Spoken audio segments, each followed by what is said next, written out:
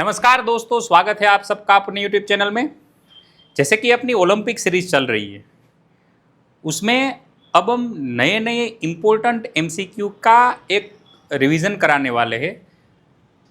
इसमें जैसे टाइप के MCQ हम यहाँ से करवा रहे हैं, नीट 2025 में पूरे चांसेस है कि वैसे कंसेप्ट रिपीट हो जाए। तो आप सबको हमारे साथ बने रहना है। हम यहाँ पे बिल्कुल वैसे ही टाइप के क्वेश्चन कराएंगे जो कि नीट 2025 में आने के चांसेस काफ़ी ज़्यादा है। कोई चैप्टर वाइज नहीं, फुल सिलेबस ही चलेंगे। ठीक है, 15-15 MCQ के वीडियो हम डालते रहेंगे। आपको वो वीडियो और साथ में हम जो कंसेप्ट करा रहे हैं वो कंसेप्ट आपको पूरे देख लेने, क्योंकि मैं दावे के साथ कह सकता हूँ कि नीट 2025 में बिल्कुल ऐसे ही क्वेश्चन आएंगे। हो सकता है क्वेश्चन शायद इधर उधर हो जाए, लेकिन कंसेप्ट तो रिपीट डेफिनेटली होगा। ठीक है, तो बने रहिए मेरे साथ और ये वीडियो को ज़्यादा से ज़्यादा शेयर कीजिए। अगर आप चैनल में नए हो तो चैनल को लाइक और सब्सक्राइब कर दीजिए। चलिए हम शुरू करते हैं अपना ओलंपिक सीरीज का लेक्चर नया। चलिए देखते हैं। जैसे कि चलिए यहाँ पे आपको दे दिया है रिफ्रैक्टिव इंडेक्स। चलिए, refractive index for water and glass are 4/3 and 5/3 respectively and light tending to go from glass to water the critical angle। चलिए, आपको पूछा है क्रिटिकल एंगल का फॉर्मूला, तो क्रिटिकल एंगल के फॉर्मूला वाले क्वेश्चन आने के चांस ज़्यादा है। तो आपको क्रिटिकल एंगल वाले कोई भी क्वेश्चन आपको अगर सामने दिख जाए, उठा लो और कर लो बढ़िया तरीके से। ठीक है, क्रिटिकल एंगल वाला, क्रिटिकल एंगल की कंडीशन आपको पता होनी चाहिए। क्रिटिकल एंगल मतलब टोटल इंटरनल रिफ्लेक्शन के बेसिस पे ये क्रिटिकल एंगल के सवाल पूछ सकते हैं।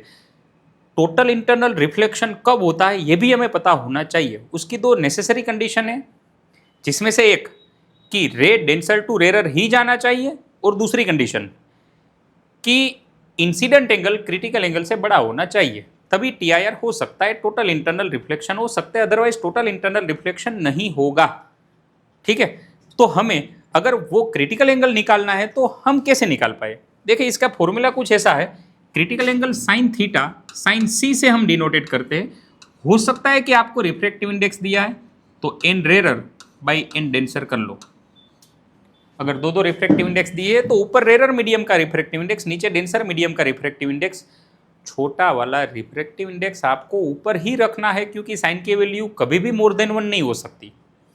हो सकता है कि यहाँ पे वेलोसिटी दे दी हो, तो आपको ये फॉर्मूला रखना है sine C equal to velocity in denser medium, जो कि छोटी होती है, वेलोसिटी इन रेरर मीडियम बड़ी होगी।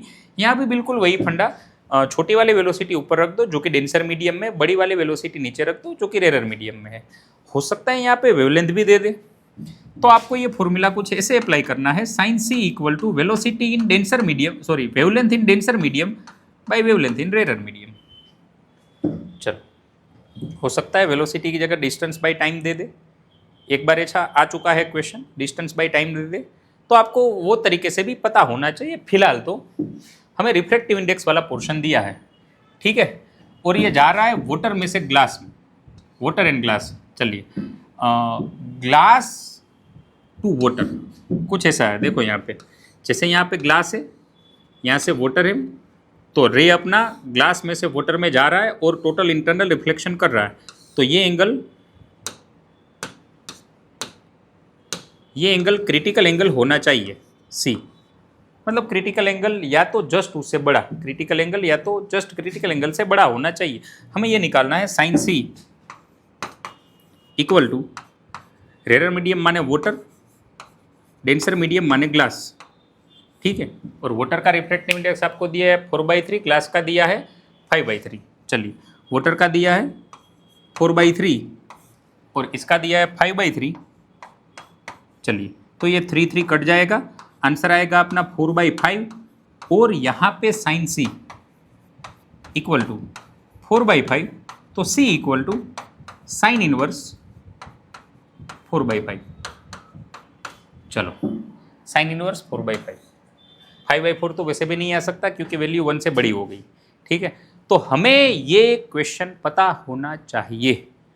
ठीक है, क्रिटिकल एंगल साइन सी का फॉर्मूला मैंने यहाँ पे लिख दिया है, कंसेप्ट पूरा पढ़ लो। आगे देखते हैं नेक्स्ट।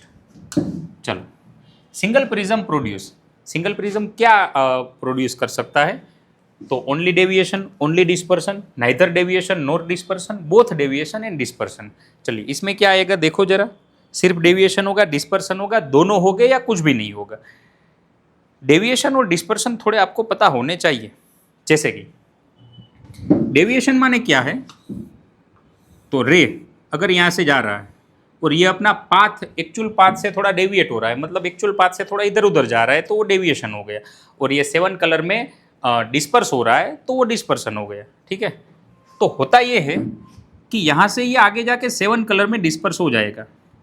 ठीक है, विब्योर जैसे, और यहाँ पे आके ये दूसरी फेसिस पे आके ये डेविएट भी होगा। जहाँ पे वायोलेट कलर सबसे नीचे होगा, रेड कलर सबसे ऊपर होगा, तो यहाँ पे दोनों ही हो रहे हैं, डेविएशन भी हो रहा है, डिस्पर्सन भी हो रहा है। तो प्रिज्म वाले केसेस आपको थोड़े अच्छे से ढंग से देखने चाहिए। प्रिज्म डेविएशन भी करेगा, डिस्पर्सन भी करेगा, सिंगल प्रिज्म है। तो अगर दो प्रिज्म है तब आपने कहीं ना कहीं ये पढ़ रखा होगा, dispersion without deviation, deviation without dispersion. ठीक है, वो क्वेश्चन भी आगे वाली स्लाइड में है, तो हम वो भी देखेंगे। लेकिन फिलहाल अगर सिंगल प्रिज्म है तो सिंगल प्रिज्म डेविएशन और डिस्पर्सन दोनों ही करेगा। आपको ये याद रखना है, रट लेना है। चलो आगे देखते हैं next. Condition for achromatic prism. चलिए, एक्रोमेटिक प्रिज्म में क्या होता है? इसमें यह होता है कि मान लो ये दो प्रिज्म है। चलिए, एक प्रिज्म कुछ ऐसे सेट किया, एक प्रिज्म कुछ ऐसे सेट किया। देखो यहाँ से दो कंडीशन हो सकती है। पहली कंडीशन इसमें से ये हो सकती है कि डिस्पर्सन हो रहा है लेकिन डेविएशन नहीं हो रहा है। दूसरा, डेविएशन हो रहा है, डिस्पर्सन नहीं हो रहा है। चलिए, मान लो रे यहाँ से गया, यहाँ से डिस्पर्सन हुआ, वापस ये जुड़ गया और अब ये जा रहा है कुछ ऐसे, तो ये डेविएशन हुआ लेकिन डिस्पर्सन नहीं हुआ। ये एक्रोमेटिक प्रिज्म की कंडीशन है, मतलब 7 कलर में ये डिवाइड नहीं होना चाहिए। दूसरा ये हो सकता है कि मान लो कि कोई प्रिज्म ऐसे है, दूसरा प्रिज्म कुछ ऐसे हमने रख दिया है। यहाँ पे ये हो सकता है कि मान लो एक प्रिज्म यहाँ से गया, रे यहाँ से गया प्रिज्म में, फिर ये यहाँ से कुछ ऐसे जा रहा है, अब यहाँ से कुछ ऐसे जा रहा है। अब देखो, रे पहले जो डायरेक्शन में जा रहा था अभी भी वही डायरेक्शन में जा रहा है। अरे हाँ कि ना? रे पहले जो डायरेक्शन में जा रहा था अभी भी वही डायरेक्शन में जा रहा है, तो डेविएशन कुछ नहीं है, लेकिन यहाँ पे डिस्पर्सन है। तो दो कंडीशन हो सकती है, दो केसेस बन सकते हैं प्रिज्म में। उसमें से पहला केसेस ये बन सकता है कि डेविएशन हो रहा है, डिस्पर्सन नहीं हो रहा। देख लो, एक्रोमेटिक प्रिज्म की यह कंडीशन है। दूसरा, डेविएशन नहीं हो रहा है, सिर्फ डिस्पर्सन हो रहा है।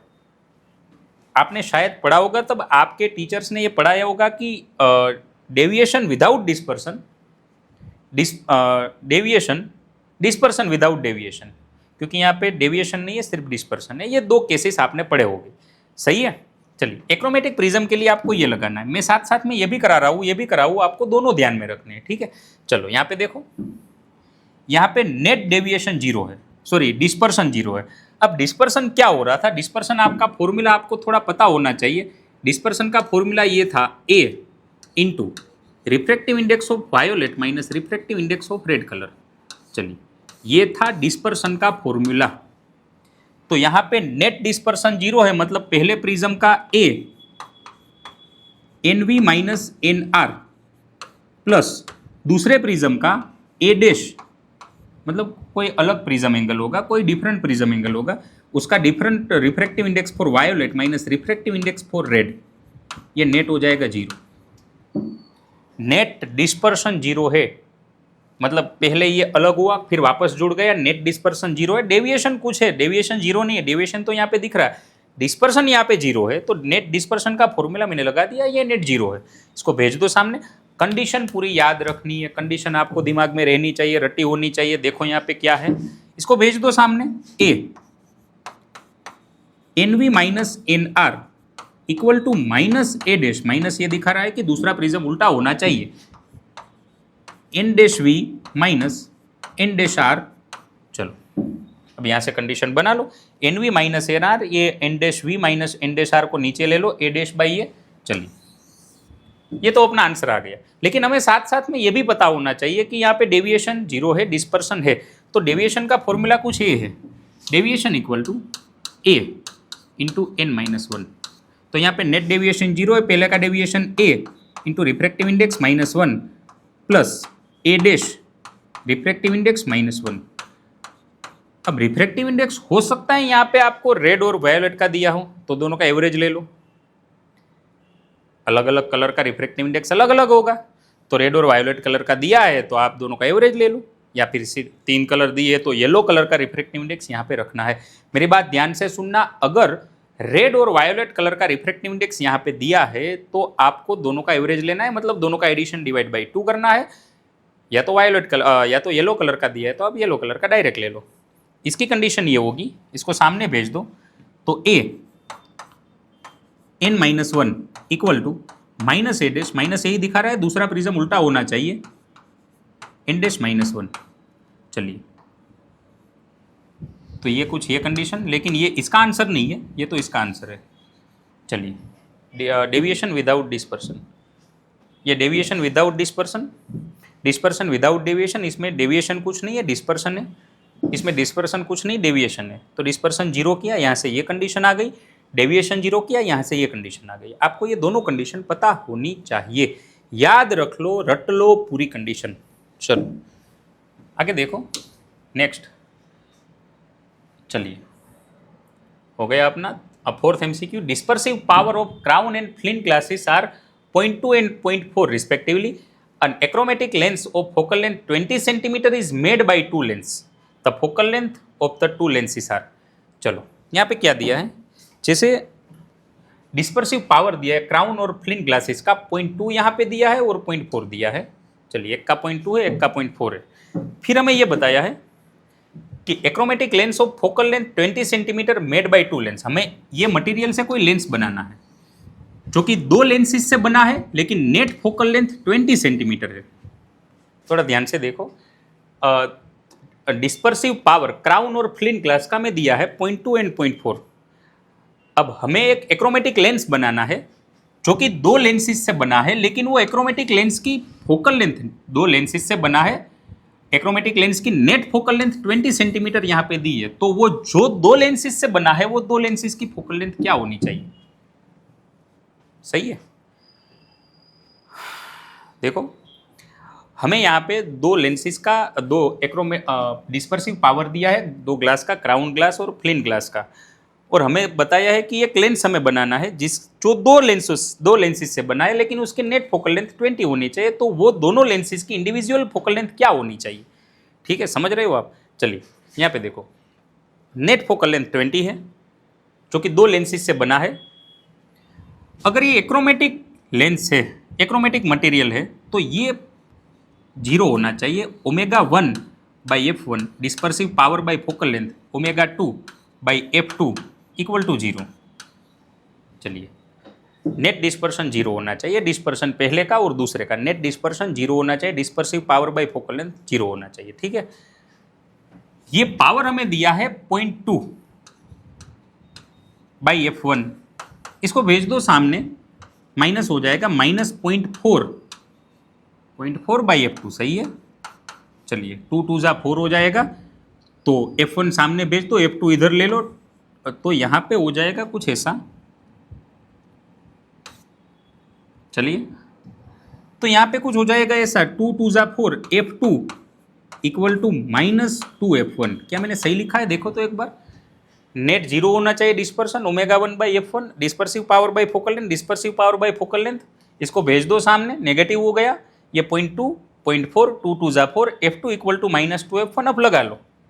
चलिए, अपनी नेट फोकल लेंथ, ये जो 2 लेंसेज से बना है उसकी नेट फोकल लेंथ 20 होनी चाहिए, तो 1/f net, f net equal to 1/f1 plus 1/f2, 1/f net equal to 1/f1 plus 1/f2। जी हाँ, बिल्कुल सही है।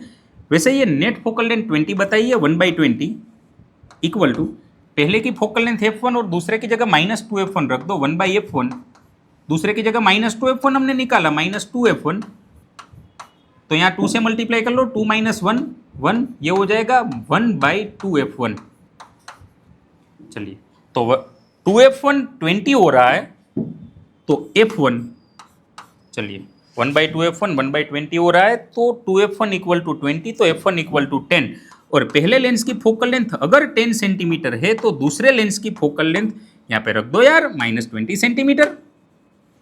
चलिए, तो एक की 10 और दूसरे की -20, दोनों 20 20 20 नहीं है। चलिए, तो ये थोड़ा याद रख लो कैसे करना है। एक्रोमेटिक लेंस दिया है, नेट डिस्पर्सन 0, दोनों लेंस की इसकी फोकल लेंथ का रिलेशन मिल जाएगा।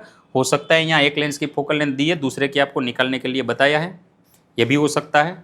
ठीक है, या तो दोनों का नेट फोकल लेंथ दिया है तो यहाँ से एक रिलेशन निकाल लो, नेट फोकल लेंथ वाले फॉर्मूला में रख दो, तो दोनों लेंस की फोकल लेंथ आपको मिल जाएगी। चले आगे देखते हैं। Next, focal length of objective and eye lens for astronomical telescope is 100 centimetre 5 centimetre respectively when the final image form at least distance of distinct vision find the focal length of telescope।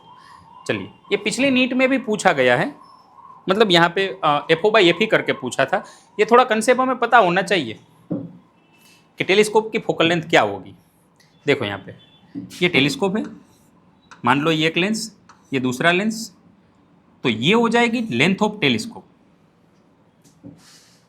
अब object अगर infinite पे है तो उसकी image बनेगी ये पहले lens के फोकस पे। चलिए, तो पहले लेंस के फोकस पे यहाँ पे इमेज बनेगी और यहाँ तक की दूरी ये हो जाएगी FO। अब फाइनल इमेज इनफाइनाइट पे बन रही है, अगर फाइनल इमेज इनफाइनाइट पे बन रही है मतलब, तो अगर इसके फोकस पे अगर ऑब्जेक्ट है तो ही इमेज इनफाइनाइट पे बनेगी, ये तो आपको पता होना चाहिए। ठीक है, अगर पहले तो ऑब्जेक्ट इनफाइनाइट पे है तो इमेज इसके फोकस पे बनेगी, मतलब ये डिस्टेंस तो FO हो गया। अब ये लेंस के फोकस पे अगर ऑब्जेक्ट है तो इमेज इनफाइनाइट पे बनेगी, अगर इमेज तो यहाँ पे अगर FE पे तो इमेज इनफाइनाइट पे बनेगी, तो आपकी ये ट्यूब लेंथ टेलीस्कोप की लेंथ FO + FE हो जाएगी 100 + 5 105। लेकिन ये तभी जब फाइनल इमेज इनफाइनाइट पे बन रही है तभी। फिलहाल क्वेश्चन कुछ अलग फ्रेम किया गया है, फाइनल इमेज इनफाइनाइट पे नहीं, फाइनल इमेज 25 पे बन रही है, लीस्ट डिस्टेंस पे बन रही है, तो मैं ये कंसेप्ट तो बिल्कुल नहीं आएगा। अब देखो दूसरी कंडीशन क्या है कि फाइनल इमेज 25 पे बन रही है, तो दोस्तों ध्यान रखना, बिल्कुल ऐसे टाइप के ही सवाल क्वेश्चन नीट पेपर 2025 में आएंगे, ध्यान रखना है, कर लेना है। जब एग्ज़ाम ख़त्म होगी बाद में मैं एक वीडियो बनाऊंगा कि यहाँ से देखो ये क्वेश्चन है, यहाँ से देखो ये कंसेप्ट रिपीट हुआ है। बाद में आपको ऐसा नहीं लगना चाहिए कि नहीं सिर्फ बातें कर रहे थे, क्वेश्चन तो आएंगे नहीं आएंगे, हमें कैसे भरोसा आएगा। आप वैसे भी कर ही रहे हो, कुछ ना कुछ MCQ तो करोगे ही, तो अच्छा है ये कर लो, काम आएंगे। आ गए तो ठीक है, इतना भरोसा थोड़े दिन कर लो, हो सकता है एग्जाम में आ जाए, स्कोर बन जाए आपका अच्छा। चलो, तो ये तो डेफिनेटली FO होगा, यहाँ तक जो इमेज बनी वो तो FO। अब फाइनल इमेज जो कि 25 पे बन रही है, तो हमें इसकी फोकल लेंथ पता है 5 सेंटीमीटर, हमें ये पता है 25 सेंटीमीटर की इमेज डिस्टेंस पता है, फोकस पता है, तो हमें ये पता चल जाएगा U। अरे हाँ कि ना, तो मैं एक काम करूँ, 1/VE - 1/UE equal to 1/FE lens formula लगा लूँ। हमें ये आईपीस के लिए इमेज डिस्टेंस पता है, इमेज डिस्टेंस 25 है, इधर है नेगेटिव लेना चाहिए। चलिए 1/-25 - 1/UE और इसकी फोकल लेंथ है 1/5। चलिए ये 5, चलो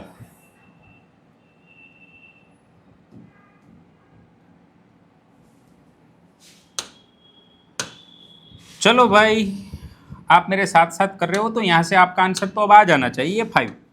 एक काम करो, 1/25 को भेज दो सामने, -1/UE ये हो गया 1/25 प्लस 1/5, 5 5 = 25, 5 + 1 6, तो UE अपना आएगा -25/6। ये करीब करीब अपना आंसर आएगा, -6 4 = 24, तो 4 पॉइंट समथिंग कुछ आएगा। और नेगेटिव है मतलब इधर ये दिखा रहा है, तो ये अपना UE मिल गया, ये आया 4 पॉइंट समथिंग आया, तो ये 100 और ये 4 पॉइंट समथिंग 104 पॉइंट के अपना आंसर आना चाहिए, 104.25 सही है। 5 तो नहीं आएगा, 105 आएगा, लेकिन उसी केस में जब फाइनल इमेज इनफाइनाइट पे बन रही है, 104.25 जब फाइनल इमेज लीस्ट डिस्टेंस पे बन रही है। ठीक है, तो कंसेप्ट थोड़ा आपको पता होना चाहिए। क्या करना है दोनों केसेस में मैंने आपको बता दिया। अगर इनफाइनाइट पे बन रही है तो FO प्लस AP, अगर इनफाइनाइट पे नहीं बन रही है तो पहले ये आपको निकालना पड़ेगा, फिर आपको मिलेगा कि UE कितना है, फिर FO प्लस UE कर लो, आपकी ट्यूब लेंथ मिल जाएगी, टेलीस्कोप की लेंथ मिल जाएगी। चलिए आगे देखते हैं next question.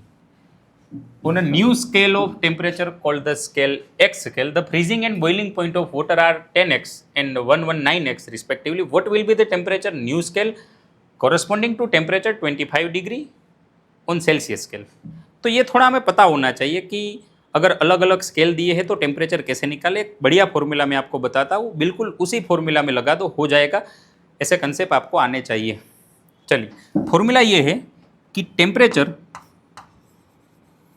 Minus lower fix point by upper fix point minus lower fix point equal two degree Celsius, उसका लोअर फिक्स पॉइंट हो जाएगा 0, 100 माइनस 0।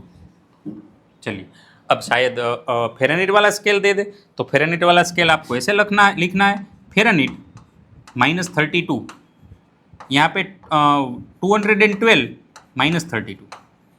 ठीक है, चलो अब यहाँ पे जो भी रिलेशन आपको पूछा है वो रिलेशन यहाँ पे अप्लाई कर दो। चलिए, हमें एक नया स्केल दिया है और ये नए स्केल पे टेम्परेचर चाहिए, तो टेम्परेचर हमें पता नहीं, मान लो कि ये x है, उसका लोअर फिक्स पॉइंट हमें दिया है 10, अपर फिक्स पॉइंट दिया है 119, लोअर फिक्स पॉइंट है 10। जैसे डिग्री सेल्सियस के साथ कंपेयर करना है, हमें 25 डिग्री पे x का वैल्यू चाहिए, तो 25 माइनस 0 डिवाइड बाई 100। अब आप यहाँ से ही x की वैल्यू निकाल सकते हैं। ठीक है, अभी आराम से कर लेना, आपको ऑप्शन मैच हो जाएगा। नहीं हो रहा है तो आप एक काम करो, कंसेप्ट तो सीख ही रहे हो, फॉर्मूला कैसे लगाना है कंसेप्ट तो आपको आ ही रहा है। ठीक है, चलिए, तो ये करना है और ये आपको याद रखना है, चाहे कोई भी स्केल दिया हो, लोअर फिक्स पॉइंट और अपर फिक्स पॉइंट तो आपको दिया ही होगा। अब यहाँ पे ये नए स्केल पे टेम्परेचर दे रहे तो डिग्री सेल्सियस पूछ लेंगे, डिग्री सेल्सियस दिया है तो नए स्केल पे टेम्परेचर पूछ लेंगे, कोई नई बात नहीं है, लेकिन आपको पता होना चाहिए। चलिए next, temperature of 100 gram water to be rise from 24 degree to 80 degree by adding steam to it, calculate the mass of steam required for the purpose. चलिए, हमारे पास 100 ग्राम वाटर है। चलिए, ये 100 ग्राम वाटर और इसका टेम्परेचर है 24 degree. चलिए, initial temperature 24 degree. हमने क्या किया, ये वाटर में थोड़ा स्टीम ऐड कर दिया, तो स्टीम ऐड करने से इसका टेम्परेचर 24 डिग्री से राइज होके 80 डिग्री हो गया। हमने यहाँ पे कितने मास की स्टीम ऐड की होगी? चलिए, अच्छा है, देख लो कंसेप्ट, हो सकता है एग्जाम में रिपीट हो जाए। ठीक है, हमने कितनी स्टीम यहाँ पे ऐड की होगी, इसका टेम्परेचर 24 से राइज होकर 80 डिग्री पे पहुँच गया। ठीक है, चलिए, वाटर के लिए हम फॉर्मूला लगा दें, तो वाटर का तो सिर्फ और सिर्फ टेम्परेचर राइज हो रहा है 24 से 80, तो मैं लगा लूँ MS डेल्टा T। सामने हमने स्टीम ऐड की है, तो स्टीम पहले कंडेंस होगी, स्टीम में से वाटर में कन्वर्ट होगी, फिर जाके वाटर का टेम्परेचर 100 डिग्री में से 80 डिग्री पहुंचेगा। अरे हाँ कि ना, पहले ये कंडेंस होगी, कंडेंस होके ये पूरी वाटर में कन्वर्ट हो जाएगी। मान लीजिए हमने m मास की स्टीम ऐड की है, तो m मास की स्टीम पहले कंडेंस होकर वाटर में कन्वर्ट होगी, फिर ये वाटर 100 डिग्री में से 80 डिग्री तक पहुंचेगा। मान लीजिए हमने m मास की स्टीम इसमें ऐड की है, तो पहले ये कंडेंस होगी, मतलब ml, सामने सामने कट मत कर देना यार, ये वाटर का मास है, ये स्टीम का मास है, और फिर ये कंडेंस होके 100 में से 80 डिग्री पे पहुंची। जब ये कंडेंस हो रही है, आइस मेल्ट हो रहा है, तो आपको ml लगाना है, जब टेम्परेचर चेंज हो रहा है MS डेल्टा T लगाना है। चलो, वाटर का मास दिया था 100, specific capacity 1, rising temperature 80 degree में से 24 डिग्री निकाल दो, तो राइजिंग टेम्परेचर अपना 54 डिग्री है, sorry 56 degree, equal to mass हमें पता नहीं है, लेकिन ये है 540 लेटेंट हीट। मास हमें पता नहीं है, स्पेसिफिक कैपेसिटी 1, और ये टेम्परेचर फॉल कर रहा है स्टीम का 100 में से 80, वाटर का बढ़ के 80 हुआ, स्टीम का 100 में से डिक्रीज होकर 80 डिग्री पे पहुंचा, तो ये हो गया 20। चलिए, ये हो गया 5600 इक्वल टू, ये हो गया 20m, 540m, ये हो गया 560m, तो m यहाँ से मिल जाएगा 10 ग्राम। तो हमें 10 ग्राम मास वाली स्टीम अगर इसमें ऐड कर दे तो ये कंडीशन बन सकती है, तो हमने ऐड की 10 ग्राम। चलिए यहाँ पे क्वेश्चन और थोड़ा कलरफुल बना सकते हैं, जैसे पूछ ले कि जब टेम्परेचर 80 डिग्री पे पहुंचेगा तब इसमें कितना वाटर प्रेजेंट होगा। अब वाटर 100 ग्राम तो हमारा पहले से था और 10 ग्राम इसमें स्टीम ऐड होके 10 ग्राम ऐड हो गई, तो water, total water in vessel ये हो जाएगा 110 ग्राम। 10 ग्राम वाटर और 10 ग्राम 100 ग्राम वाटर और 10 ग्राम स्टीम इसमें ऐड हो गई, टोटल 110 ग्राम पानी रहेगा at time when temperature 80 degree. चलिए next, progressive wave equation y equal to a sin omega t minus kx is reflected from rigid support, its amplitude become 90% new reflected wave. चलिए reflected wave का equation आपको पता होना चाहिए। यहाँ दो cases बन सकते हैं, इसमें से पहला केसेस कुछ ऐसा बनेगा कि रिजिड सपोर्ट से वापस आए या फ्री एंड से वापस आए। फिक्स एंड या फ्री एंड, दो केसेस आपको पढ़ाए गए होंगे। देखो यहाँ पे अगर मान लो फिक्स एंड है, मतलब रिजिड सपोर्ट है, तो ये वेव कुछ जाएगा ऐसे और यहाँ से ये ऐसे वापस आएगा, ठीक है, जाएगा ऐसे वापस, कुछ फेज अपोजिट करके आएगा। मतलब यहाँ पे अगर इंसिडेंट वेव का इक्वेशन कुछ ऐसा है, ए sign omega t minus k x, तो जो आएगा वो उल्टा वापस आएगा। अगर क्रेस्ट गया है तो ट्रोफ वापस आएगा। अरे हाँ कि ना, तो हमें क्या करना चाहिए कि रिफ्लेक्टेड वेव उल्टा आ रहा है तो माइनस ए, डायरेक्शन चेंज हो गई है तो साइन ओमेगा टी प्लस के एक्स, या तो ये माइनस ए नहीं लिखना है तो ये ऐसे भी लिख सकते हैं, ए sign omega t minus k x, sorry plus के एक्स प्लस पाई। वैसे साइन पाई प्लस कर लो तो यही आएगा ऊपर वाला। तो ये दो में से कोई भी ऑप्शन दे सकते। अगर फिक्स एंड है या रिजिड सपोर्ट है तब की बात हो रही है, लेकिन फ्री एंड है तो ये बिल्कुल वही फेज में वापस आएगा जैसे ऐसे गया है। चलिए मान लो यहाँ पे अगर ये फ्री एंड है तो वापस भी वैसे ही आएगा, ऐसे गया है वापस भी वैसे ही आएगा। तो यहाँ पे अगर इंसिडेंट वेव का इक्वेशन कुछ ऐसा है, ए sign omega t minus k x, तो रिफ्लेक्टेड वेव कुछ ऐसे हो जाएगा, वाई रिफ्लेक्टेड, ए का ए ही रहेगा क्योंकि ना ही ये उल्टा हो रहा है। अरे हाँ कि ना, तो ए साइन सिर्फ डायरेक्शन चेंज हो रही है, ओमेगा टी प्लस के एक्स कर देंगे। चलिए तो ये रिजिड सपोर्ट वाला है, मतलब फिक्स एंड वाला है, ये फ्री एंड वाला है। तो यहाँ पे कौन सा आएगा, एम्पलीट्यूड 90% बन रहा है तो पूरा ए नहीं बनेगा, पहला गलत हो जाएगा। 9.9 बन रहा है लेकिन डायरेक्शन ए sign omega t minus k x, omega t minus k x रखा है, ये भी गलत हो जाएगा। 0.9 ए sign omega t minus k x plus pi by 2, ये भी गलत है। 0.9 ए sign omega t minus k x plus pi, थोड़ा थोड़ा सही लग रहा है लेकिन यहाँ पे प्लस कर दो। चलिए अब जाके ये ऑप्शन सही रहेगा, ठीक है। चलो आगे देखते हैं। A body takes 10 minutes to cool from 90 degree to 40 degree. How much time it take to cool from 70 degree to 20 degree? The temperature of surrounding is 10 degree. यहाँ पे एक 16 मिनट का होएगा। चलो देखो, तो बॉडी 90 डिग्री में से 40 डिग्री होने में 10 मिनट लगा रहा है, तो 70 में से 20 होने में कितना टाइम लगेगा? Newton cooling law of motion, Newton cooling law. ये अच्छा है, सिलेबस में से कुछ कुछ बता रहे हैं, निकल गया, कुछ कुछ बता रहे हैं, लेकिन आप कर लेना, एक ही मेथड है भाई, तो क्वेश्चन कर लेने में क्या बुराई है। चलो देख लेते हैं कैसे करना है। तो फॉर्मूला ये है, temperature, change in temperature divide by time proportional to temperature of body minus temperature of surrounding. चलिए तो पहला टेम्परेचर 90 में से 40 चेंज हो रहा है, माने 50, डिवाइड बाई टाइम ये ले रहा है 10 minute, proportional to temperature of body 90 लेना है या 40 लेना है, तो ना ही 90 लेना है ना ही 40 लेना है, दोनों का एवरेज ले लो टेम्परेचर ऑफ बॉडी। यहाँ पे जो चेंज हो रहा है वो divide by time 10 minute. Temperature of body 90 और 40 में से क्या माने, 90 और 40 का एवरेज ले लो, 90 और 40 एडिशन डिवाइड बाई 2, 90 40 हो जाएगा 130, 130 डिवाइड बाई 2 65, माइनस सराउंडिंग का टेम्परेचर 10। चलिए दूसरे केसेस में 70 to 20 माने 50, डिवाइड बाई टी हमें पता नहीं है, प्रोपोर्शनल टू 70 या 20, 70 या 20 दोनों का addition divide by 2, 90 divide by 2 45 minus surrounding का टेम्परेचर 10, ले लो दोनों का रेशियो।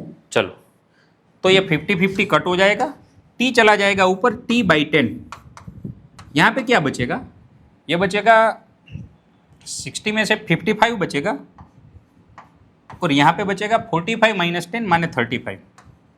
चलिए अब यहाँ से आगे थोड़ा कैलकुलेट करो तो क्या हो जाएगा, 11 5 और 7 5 और 100, ये 10 बचा था, 10 को सामने भेज दो, 110 डिवाइड बाई 7, तो ये करीब करीब अपना आंसर आ जाएगा 16 मिनट के आसपास, करीब करीब आ जाएगा, 16 से थोड़ा कम आएगा, करीब करीब 16 मान के चलो हो जाएगा। चलिए नेक्स्ट, ये Newton cooling law of motion आपको बढ़िया तरीके से कर लेना है। चलो आगे देखते हैं। Which of the following quantity does not change during the refraction of light, light के रिफ्रैक्शन में कौन सी क्वांटिटी ऐसी है जो चेंज नहीं होगी, वेवलेंथ चेंज हो जाएगी, स्पीड चेंज हो जाएगी, स्पीड चेंज हो जाएगी, वेवलेंथ चेंज हो जाएगी, नहीं आएगा, स्पीड और वेवलेंथ दोनों चेंज हो जाएंगे, फ्रीक्वेंसी चेंज नहीं होगी, वेवलेंथ ये तो चेंज हो जाएगी, फ्रीक्वेंसी चेंज नहीं होगी, रिफ्रैक्शन जब होगा तब कलर चेंज नहीं होगा और फेस चेंज नहीं होगा। चलिए तो ये ऑप्शन अपनाएगा, ये थोड़ा ध्यान रखना, फ्रीक्वेंसी तो आपको याद है, साथ साथ में कलर फेस भी याद कर लो। हो सकता है कि वहाँ पे फेज मीडियम पे डिपेंड करता है, कभी चेंज करेगा कभी चेंज नहीं करेगा, लेकिन फिलहाल तो हो सकता है, चांसेस ज़्यादा है, 4 ऑप्शन में से सबसे अप्रोप्रिएट आंसर यही लग रहा है। तो आपको ये भी ध्यान रखना है कि कभी ऐसा हो जाए कि आपको लगे यार ये कुछ ज़्यादा ही सही है, तो हो सकता है ऐसा, वो ज़्यादा सही वाला ऑप्शन टिक करके आ जाओ। तो फ्रीक्वेंसी कलर फेज चेंज नहीं होगा, बाकी वेवलेंथ और स्पीड तो चेंज हो ही रहे। थोड़ा याद रख लेना ये चीज़। आगे देखो, a cyclic process PQRS is shown in the diagram, in the following answer one that represent the same process in PV diagram. चलिए तो यहाँ पे P और V का ग्राफ दिया है, आपको P और T वाले ग्राफ में कन्वर्ट करना है, ठीक है। चलिए तो ये प्रोसेस कैसी दिख रही है आपको, ये प्रोसेस में प्रेशर चेंज नहीं हो रहा है, तो ये आइसोबेरिक प्रोसेस है, अरे हाँ या ना। यहाँ पे ये तो वैसे भी गलत हो जाएगा क्योंकि ये प्रेशर चेंज हो रहा है, देखो ये हो सकता है, ये नहीं हो सकता, तो 2 ग्राफ तो वैसे ही चले गए। हमें देखना है कि आइसोबेरिक प्रोसेस कौन से ग्राफ में, तो ये ग्राफ में प्रेशर कांस्टेंट है, ये ग्राफ में प्रेशर कांस्टेंट है। चलिए आगे देखो, दूसरा कि यहाँ पे क्या दिया है, ये ग्राफ कुछ ऐसे दिया है। अब P और V का डायग्राम अगर ऐसे दिया है तो ये आइसोथर्मल प्रोसेस है, अरे हाँ कि ना, आइसोथर्मल प्रोसेस। तो यहाँ पे ये भी आइसोथर्मल दिया है, देखो टेम्परेचर चेंज नहीं हो रहा है, तो साथ में ये भी आइसोथर्मल दिया है। तो यहाँ तक तो दोनों ही ग्राफ सही जा रहे हैं, अरे हाँ कि ना। पहले 2 तो वैसे भी गलत हो गए, ये दोनों तो, लेकिन अब ये दोनों की बात कर रहे हैं। प्रेशर सेम रहा पहली प्रोसेस में, जी हाँ प्रेशर सेम है।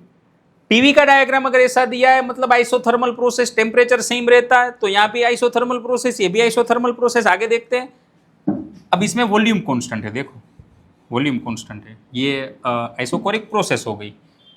तो अब ये यहाँ से गलत हो जाएगा क्योंकि यहाँ तो ये वापस आइसोबेरिक प्रोसेस दे दी है, तो यहाँ तक सही थी, लेकिन यहाँ Q से आगे R से आगे ये प्रोसेस गलत हो गई। अब जो कि वॉल्यूम कांस्टेंट है, तो प्रेशर और टेम्परेचर एक दूसरे के प्रोपोर्शनलिटी में हो गए, प्रेशर और टेम्परेचर एक दूसरे की प्रोपोर्शनलिटी में हो गए, तो उसका ग्राफ स्ट्रेट लाइन मिलेगा। और प्रेशर चेंज हो रहा है, प्रेशर यहाँ पे देखो, प्रेशर धीरे धीरे डिक्रीज हो रहा है। अगर प्रेशर डिक्रीज हो रहा है तो अपना ग्राफ भी ऐसे ही जा रहा है, देखो प्रेशर धीरे धीरे नीचे आ रहा है, प्रेशर डिक्रीज हो रहा है, टेम्परेचर डिक्रीज हो रहा है, तो ये ग्राफ कुछ ऐसे आएगा, बिल्कुल सही है। और वापस ये आइसोथर्मल प्रोसेस, लेकिन आइसोथर्मल प्रोसेस में यहाँ पे टेम्परेचर हायर होता है। अगर मान लो ये T2 है, ये T1 है, तो T1 से T2 बड़ा होगा, तो यहाँ भी देखो ये फाइनल टेम्परेचर ये टेम्परेचर से बड़ा होगा, ये वाला, ये T2 टेम्परेचर है, ये T2 टेम्परेचर है, और यहाँ पे T1 टेम्परेचर है, ये T1 टेम्परेचर है, तो डेफिनेटली T2 बड़ा होगा और यहाँ बड़ा दिख भी रहा है, तो बिल्कुल अपना ये ऑप्शन बिल्कुल सही है। एक बार वापस देख लो हमने कैसे किया। ये ग्राफ चेंज करने वाले क्वेश्चन प्रोसेस के बेस पे आपको पता होने चाहिए। जैसे यहाँ पे पहली प्रोसेस हमें दी थी isobaric process, isobaric process, isothermal process, isothermal process, isochoric process है, ये वॉल्यूम कांस्टेंट है। यहाँ पे आइसोकोरिक प्रोसेस नहीं थी, ये आइसोथर्मल थी, तो यहाँ पे ये गलत हो गया, लेकिन ये आइसोकोरिक प्रोसेस है। आइसोकोरिक प्रोसेस में V कांस्टेंट है, तो P और T एक दूसरे के प्रोपोर्शनलिटी में हो गए, और यहाँ पे प्रेशर चेंज हो रखे, प्रेशर कम हो रहा है, तो यहाँ भी प्रेशर कम होगा, साथ में टेम्परेचर कम होगा, अपना ग्राफ बिल्कुल वैसे ही दिया है। लास्ट वाली वापस आइसोथर्मल प्रोसेस है, आइसोथर्मल प्रोसेस है। और ये टेम्परेचर दोनों टेम्परेचर में से T2 बड़ा होगा T1 से, तो यहाँ भी T2 बड़ा दिख रहा है T1 से। जी बिल्कुल सही है। चलिए आगे देखते हैं next question. For a certain organ pipe 4 successive resonance frequency are observe at 200, 300, 400, 500। अगर आपको ऐसी कहीं पे भी फ्रीक्वेंसी दिख रही है, कहीं पे भी, तो आपको क्या करना है? हमें ये पता नहीं है कि ये क्लोज ऑर्गन पाइप है या ओपन ऑर्गन पाइप, लेकिन हमें ये पक्का पता है कि अगर ये क्लोज ऑर्गन पाइप होगी तो यहाँ पे जो फ्रीक्वेंसी मिलेगी वो 3, 5, 7, 9 ऐसी मिलेगी, ओड नंबर में मिलेगी। और लेकिन ये ओपन ऑर्गन पाइप रही तो यहाँ पे फ्रीक्वेंसी सारी मिलेगी, 1, 2, 3, 4 सभी मिलेगी। अरे हाँ कि ना? तो हमें क्या करना है, ये थोड़ा हमें पता होना चाहिए। बेसिक कंसेप्ट है कि अगर ये क्लोज ऑर्गन पाइप है तो वहाँ पे सिर्फ ओड नंबर वाली फ्रीक्वेंसी मिलेगी, और क्लोज ऑर्गन पाइप है तो, और ओपन ऑर्गन पाइप है तो वहाँ पे सारी फ्रीक्वेंसी मिलेगी। हमें क्या करना है, अगर ऐसी कोई भी फ्रीक्वेंसी दी है, हमें ये नहीं पता कि ये फंडामेंटल है, सिर्फ ऐसी फ्रीक्वेंसी देखी गई, ऐसा कुछ बताया है 200, 300, 400, 500, तो हमें सबसे पहले लेना है रेशियो। तो इन सबका रेशियो ले लो, तो या 0, 0 सब में कट जाएगा, 2:3:4:5, मतलब सारी फ्रीक्वेंसी मिल रही है। अरे हाँ कि ना? अगर सारी फ्रीक्वेंसी मिल रही है तो ये ओपन ऑर्गन पाइप होगा। चलिए ओपन ऑर्गन पाइप होगा, ठीक है। अगर यहाँ पे सबका रेशियो लेते और ये कुछ रेशियो ऐसा आता 3:5:7 या तो 5:7:9, अगर ऐसा कोई रेशियो आपको ओड नंबर वाला मिल रहा है तो ये डेफिनेटली क्लोज ऑर्गन पाइप होगी। सही है। चलिए अब आप क्या करें, 200 डिवाइड बाई 2 कर लो, फंडामेंटल मिल जाएगी। 300 डिवाइड बाई 3 करो, 400 डिवाइड बाई 4 करो, 500 डिवाइड बाई 5 कर लो, फंडामेंटल फ्रीक्वेंसी मिल जाएगी। तो फंडामेंटल फ्रीक्वेंसी मिल गई 100। अब हम क्या करें, ये फ्रीक्वेंसी का फॉर्मूला आपको पता होना चाहिए। फंडामेंटल फ्रीक्वेंसी V/2L, अगर क्लोज ऑर्गन पाइप होती तो V/4L आता है, ये भी आपको याद रखना है। फंडामेंटल पहले निकाल लो। चलिए तो फ्रीक्वेंसी मिल गई 100, V हमें दिया है 330 और डिवाइड बाई 12। चलिए लेंथ हमें चाहिए, 0, 0 काट दो। चलिए तो ये लेंथ आ गई 33 डिवाइड बाई 20। चलिए तो 33 डिवाइड बाई 20 कर लो, ये आ जाएगा 33 डिवाइड बाई 2 कर लो तो ये 16.5 आएगा, और 0 काट दो तो 1.65 मीटर आएगा। हमारा ऑप्शन सेंटीमीटर में दिया है तो 165 सेंटीमीटर। चलिए ऐसा क्वेश्चन आ सकते हैं। अगर आपको यही नहीं पता कि ये क्लोज ऑर्गन पाइप है, ओपन ऑर्गन पाइप है, कैसे निकाले, तो हमने सिखा दिया। जो भी फ्रीक्वेंसी दी है सबका रेशियो ले लो, रेशियो कैसे आ रहा है उस पर डिपेंड करेगा। ठीक है, चलो आगे देखते हैं। गिटार वेव प्रोड्यूस, गिटार में जो वायर है, अगर कुछ नहीं बताया तो जो गिटार के अंदर ऐसे स्ट्रिंग बंधी होती है, उसका आंसर आपको देना है। ये स्ट्रिंग कैसे वेव प्रोड्यूस करेगी, तो ये स्ट्रिंग में जो वेव जनरेट हो गए वो वेव इसी में घूमते रहेंगे। तो ये डेफिनेटली प्रोग्रेसिव वेव नहीं है, प्रोग्रेसिव वेव नहीं है। प्रोग्रेसिव वेव मतलब आगे और आगे बढ़ते ही जा रहे हैं, ये प्रोग्रेसिव वेव है। अगर आ रहे जा रहे आ रहे जा रहे आ रहे जा रहे कोई पर्टिकुलर रीजन में वेव घूम रही है तो वो स्टैंडिंग वेव होगी। तो गिटार के वायर में, गिटार में पूछा है तो आपको वायर मान के चलना है, तो ये स्टैंडिंग वेव डेफिनेटली होगी। और इसके पार्टिकल ऐसे ऊपर नीचे ऊपर नीचे ऊपर नीचे ऊपर नीचे हो रहे हैं तो डेफिनेटली ये ट्रांसवर्स और स्टेशनरी वेव होगा, लॉन्जिट्यूडनल नहीं होगा। ठीक है, चलिए लॉन्जिट्यूडनल की प्रॉपर्टी क्या है, वेव जो डायरेक्शन में जा रहे हैं पार्टिकल उसी डायरेक्शन में अगर ओसिलेट कर रहे हैं तो लॉन्जिट्यूडनल वेव। वेव जो डायरेक्शन में जा रहा है पार्टिकल उसके परपेंडिकुलर डायरेक्शन में ओसिलेट कर रहे हैं, मतलब ट्रांसवर्स वेव। अरे हाँ कि ना? चलो ठीक है, आगे देखते हैं क्वेश्चन नंबर 13। आगे देखते हैं 14। चलिए, progressive wave in medium represent by 0.1 sine 10πt - 5/11πx where x and y are in centimetre and t in second velocity of the wave. अगर कोई भी इक्वेशन आपको दिया है, उस वेव की वेलोसिटी हमें चाहिए, तो वेव की वेलोसिटी का फॉर्मूला कुछ ऐसे, v = कोएफिशिएंट ऑफ t। चलिए मतलब 10π, या तो आप ऐसा कर लो ω/k कर लो, या coefficient of t divide by coefficient of x। हाँ ध्यान रखना, कहीं पे भी कोई भी वेव इक्वेशन दिया है आपको यही करना है, coefficient of t divide by coefficient of x। ठीक है, कोएफिशिएंट ऑफ t माने ओमेगा, कोएफिशिएंट ऑफ x माने k। ओमेगा कितना दिया है, ओमेगा दिया है हमें 10π, और k कितना दिया है 5π/11। वैसे ये कट जाएगा, 5 × 2 = 10, 11 × 2 = 22। 22 मीटर पर सेकंड। चलिए 22 मीटर पर सेकंड वेव इक्वेशन दिया है तो स्पीड ऐसे निकालनी है, भूलना, ये वेव की स्पीड है, पार्टिकल की स्पीड नहीं है। ठीक है, पार्टिकल तो एसएचएम कर रहे हैं, अगर पार्टिकल की स्पीड पूछ रहे हैं तो वो अपना फॉर्मूला लगाना है A omega sine omega t minus k x वाला, वो पार्टिकल की स्पीड हो जाएगी। ठीक है, वेव की स्पीड तो ऐसे निकलेगी, वेव की स्पीड कांस्टेंट होगी, पार्टिकल ऑसिलेट कर रहे हैं तो पार्टिकल की स्पीड वेरिएबल होगी, यहाँ पे वेव की स्पीड पूछी है। चलिए next, m-1 L3 T-2 dimension, ये सबके डायमेंशन फॉर्मूला आपको पता होने चाहिए। प्लैंक कांस्टेंट का डायमेंशन फॉर्मूला बिल्कुल एंगुलर मोमेंटम जैसा होगा, mvr। अब यहाँ से आप निकाल लोगे m1 L2 T-1 आएगा एंगुलर मोमेंटम। चलिए दोनों के डायमेंशन फॉर्मूला तो सेम हो जाएगा। यूनिवर्सल ग्रेविटेशनल कांस्टेंट का डायमेंशन ये हो जाएगा, अगर नहीं पता है तो आप यहाँ से निकाल लो F = G m1 m2 divide by r square. यहाँ से आपको फोर्स का मिल जाएगा m1 L1 T-2, डिस्टेंस का स्क्वायर ले लो L2, ये मास है, ये मास है, मतलब ये m1 m2 आ जाएगा नीचे, तो यहाँ से g मिल जाएगा m-1 L3 T-2, m-1 L1 और L2 L3 T-2, ये डायमेंशन फॉर्मूला हो जाएगा ग्रेविटेशनल कांस्टेंट। चलिए coefficient of viscosity, coefficient of viscosity का फॉर्मूला आप ऐसे निकालोगे F = eta delta V by S, ये वेलोसिटी L लिख लो, length delta V by L, ये वेलोसिटी ग्रेडियंट होगा।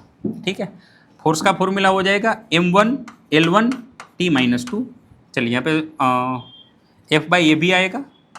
चलिए नीचे हो जाएगा L2 = ईटा, ये डेल्टा V माने मीटर पर सेकंड, और नीचे हो जाएगा मीटर, मीटर कट जाएगा, 1/2 सेकंड बचेगा, मतलब T-1। अब यहाँ से निकाल लो कोएफिशिएंट ऑफ विस्कोसिटी का डायमेंशन फॉर्मूला, भी एग्जाम में आ सकता है। ग्रेविटेशनल कांस्टेंट का तो वैसे भी इंपॉर्टेंट है, लेकिन ये भी आ सकता है। ठीक है, चलिए आज जैसे हमने 15 MCQ किए, सारे MCQ के जो कंसेप्ट आपको दिख रहे हैं वो कंसेप्ट आपको बिल्कुल याद होने चाहिए। अगला वीडियो हम वापस लेके आएंगे ऐसे ही बिल्कुल 15 MCQ। मैं वापस बता रहा हूँ, ये काफ़ी इम्पोर्टेंट है, पूरे रिसर्च करके ये MCQ लाए गए हैं, तो थोड़ा ध्यान से देख लो, सारे कंसेप्ट एक बार सीख लो, यहाँ जो बता रहे वो MCQ एक बार ढंग से कर लो। ठीक है, फिर अपन नीट के बाद मिलेंगे वापस, कितने कंसेप्ट रिपीट हुए हैं ये भी हम देखेंगे। ठीक है, तो तब तक आप अगले वीडियो का इंतजार करें और अपने दोस्तों को भी ये वीडियो शेयर कर दें। ठीक है, मिलते हैं फिर अगले वीडियो में। Thank you so much.